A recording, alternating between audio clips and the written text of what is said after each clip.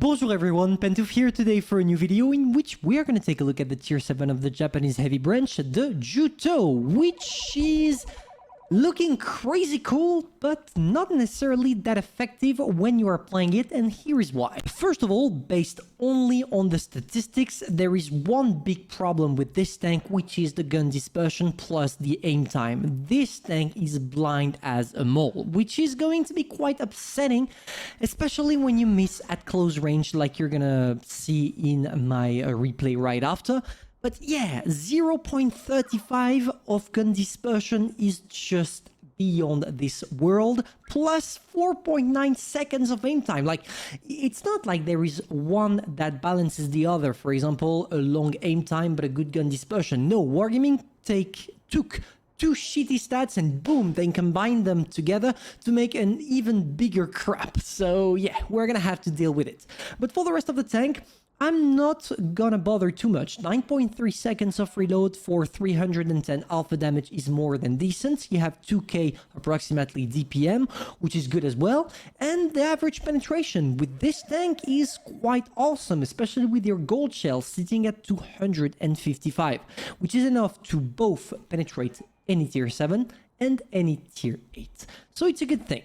On top of that, as well as the other reviews of the Japanese I did, if you are using the improved vertical stabilizer, you get yourself to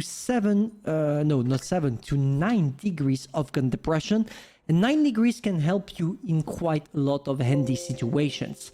For the rest, and especially the top speed, even if it's marked at 40 kilometers per hour, to get there, you are kind of gonna struggle. It's not like you have a heavium or something like that. It's not a combination between a heavy and a medium. It's just a regular tank with some struggles to get to the 40 kilometers per hour Wargaming is promising you. The second downside, beside the accuracy, is the armor profile, because there is one thing that is a little bit upsetting about it. Yes, of course, the hull is nearly impenetrable by everything, even if except if they go for the little weak spot, which is the machine gun. But usually people will not try anything on that. But for the rest, yeah, you have 200 millimeters, which is quite good and will allow you to sustain against any tier 6 and any tier 7 without gold shell. But you get the traditional weak spot here. But the turret, there is one thing that I don't like. 206 millimeters of armor in the turret is good on paper, and here it also seems good, but we have the same problem as the one we have on the tier 8. If people are shooting with the gold shell, you are just a big piece of butter, because everyone will penetrate you using gold shell at tier 7 and at tier 8, except if, of course, they are playing tanks that are stock or things like that. And even if they can't get that area, they still have the weak spot, or what seems to be a weak spot, because in fact, the cupola on that tank is well armored. 194 millimeters of armor on the cupola at tier 7 is quite good. And one last thing that I saw with this tank that was quite upsetting for me: do not try to side scrape with this tank, or if you do, really try not to do it too much, because if you angle just above the limit, boom, your tank becomes a giant piece of butter. So yeah, be careful about that. Of course, you also have, and this is one of the cool perks about the armor, the overall, all around the turret, the spaced armor, which is 30 millimeters thick, which means that you are immune to heat shells as long as you are not taking it from a big caliber like an SU-152 or things like that. So in definitive, the armor profile of the tank is weird, let's say like that. And if you use your 3 degrees of gun depression that you get on top of the already existing one, if you are using the right equipment, you get yourself a little bit more armor. You can probably sit at 210, 220 millimeters, which should allow you to do the job. But yeah, if people are going to use gold, Pray God. Maybe that this time I should take the time to show you the equipments I'm using. With this tank, I'm obviously going for the improved vertical stabilizer in order to increase my gun depression. Increase the statistics and therefore decrease how it renders to 9 degrees. On top of that, there is the engine accelerator, which is in my opinion a must when you're playing with this tank because of its poor top speed. To finish off with the refined gun or the vertical stabilizer, but in my opinion it's more than welcome to use the refined gun because I'm actually having 0.35 of gun dispersion with the refined gun. So just imagine without it, you will get yourself 0.39.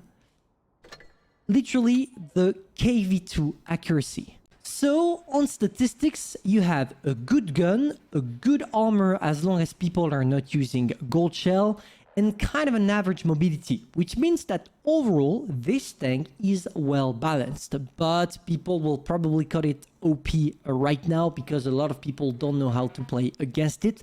But as soon as people will realize that all you have to do is switch to gold shell and shoot here or here, I think that this tank is going to take some dust in the garage. But before taking some dust, it obviously need to pass the test ability. So let's see how this tank reacts in real combat. As you can see, we are top tier, which is going to be a nice thing for us, but even being top tier, we're still gonna get a little bit bullied. And yeah, by both things, our gun dispersion and the enemies. So what I'm trying to do right now is playing aggressively, and boom, it's already starting. My crazy gun dispersion not allowing me to shoot at something that was only at 30 meters. Not a problem, you may ask. There is the Leo in the back. He can't penetrate me from there because I'm hidden. And I'm just gonna try to sneak my shells on the enemies that are trying to push on the other side of the map.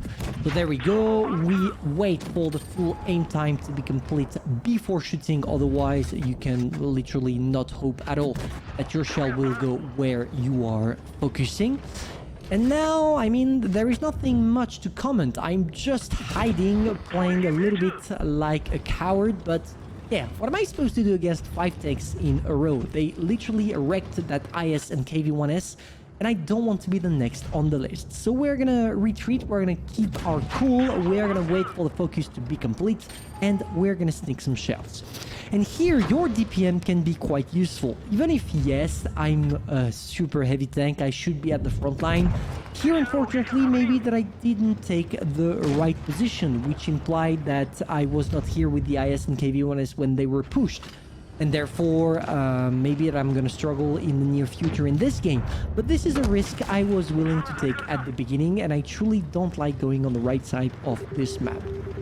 And here you're gonna see something truly interesting, a 1 versus 1 with a T29, which is a tank known to be one of the greatest heavies at tier 7. You see that the main advantage of the T29 is its armor profile, since it's buff on the upper plate of the armor. Let's say that this tank is packing, but I have one good advantage on it, which makes me win in a 1 versus 1 situation most of the time, even if here I was lucky. It's my DPM, because I reload faster than this tank and I'm gonna have a little bit of a better reload time, therefore allowing me, if we all have, if both of us have all our hit points and if we penetrate all of our shots in a row without any bounces, to win in every single scenarios. And this is probably the kind of things you need to use the Juto on. If you are playing top tier, like it's my case here, you can be the leader, you can push forward, and you can try to bounce some shells from people that are not using gold shell. But as soon as you're bottom tier, you just need to stay in cover, try to play aggressively, but still in the second line. You wait for the other allies to push for you, and you follow them using your DPM, because otherwise I don't see how this tank will be useful on the battlefield. So in my opinion, it's definitely not a tank you will keep, except if you are a collector, but rather the tank that you are not rage against when you're playing it to grind for the Shisei, the tier 8, but not necessarily love it to the point that you're gonna either enrich it or recommend it to your friends. So this is my honest opinion about the tank. Maybe yours is different. Tell me in the comments what you think about the Juto, but personally, for me, it's a well-balanced tank, but that will not be memorizable. Hopefully you enjoyed. If that's the case, you know what to do, and I'm gonna see you soon for a new video. Bye.